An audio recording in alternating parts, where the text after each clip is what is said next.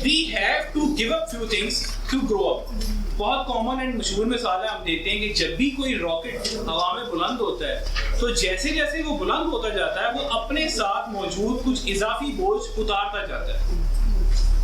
जैसे जैसे वो बुलंद होता जाएगा वो इजाफी बोझ को उतारता जाएगा, हत्ता कि एक वक्त आता है जब रॉकेट जो है खला में पहुंच जाता है, उसके पास एक्सटर्नल फोर्स कम होती है तो उसे फ्लाई करने में बहुत आसानी होती है। तो सिंपली जो उड़ना चाहता है उसे हल्का बनना होगा, उसे अपने ऊपर से इजाफी बोझ जो गैर जरूरी और इजाफी है उसे उतारना होगा। मिसाल के तौर पर आम तौर पर हमारी जिंदगी में कुछ ऐसी आदत होती हैं जिन्हें गिव अप करने की जरूरत होती है। कुछ ऐसे अनासर हमने अपनी जिंदगी में दोस्तों की सूरत में कुछ ऐसे हमने लिंक्स ऐड कर दी होती हैं जो हमारी एनर्जीज को और टाइम को कंज्यूम कर रहे होते हैं। We have to give up. हमें अपनी जिंदगी में हमें आबाद का सिक्योरिटी होती है, फाइनेंशियल सिक्योरिटी हमें बहुत तंग करती है कि यार 30 तारीख को जो हमारे पास 30 दिनों बाद एक सैलरी की सूरत में हमारे पास एक इनकम आ जाएगी, हम उस कंफर्ट जोन को छोड़ना नहीं चाहते। और इसी वजह से एक शख्स एंटरप्रेन्योर बनने के राह में हायर रुकावट को फेस करता है। तो हमें इस टेंशन को छोड़ना होगा, गिव अप करना होगा उस कंफर्ट जोन को,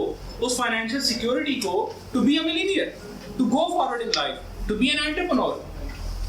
क्लियर है? इसी तरह हमें अपनी जिंदगी में बाज़ औक़ात कुछ ऐसी कामों को हमने ऊपर इजाफी तौर पर रखा होता है जिन्हें हम डेलीगेट कर सकते हैं, जिन्हें हम दूसरों को सौंप सकते हैं। जब हम अपने कुछ ऐसे काम जो हमारे बगैर भी हो सकते हैं दूसरों को सौंपते तो हमारे पास इजाफी वक्त बच जाता है और वो इजाफी वक्त हमें वो करने की तरफ लेकर जाता है तो इनफैक्ट हमारा कोर पावरफुल एरिया होता है।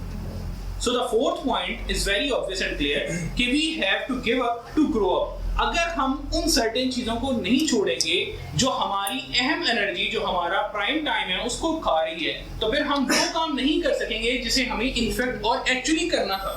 तो ये फिर हमारे लिए एक प्रॉब्लम बन जाएगी। तो इसे बहुत ही इंपॉर्टेंट लीजिएगा कि अक्सर औक़ात लोग सभी काम खुद करने के शौकीन होते हैं कि मैं सब के सब काम खुद कर रहा हूँ। अगर आप मल्टीपल एरियाज में हाथ डाले बैठे हैं तो हम अक्सर ये डिस्कस करते हैं jack of all trades and master of none.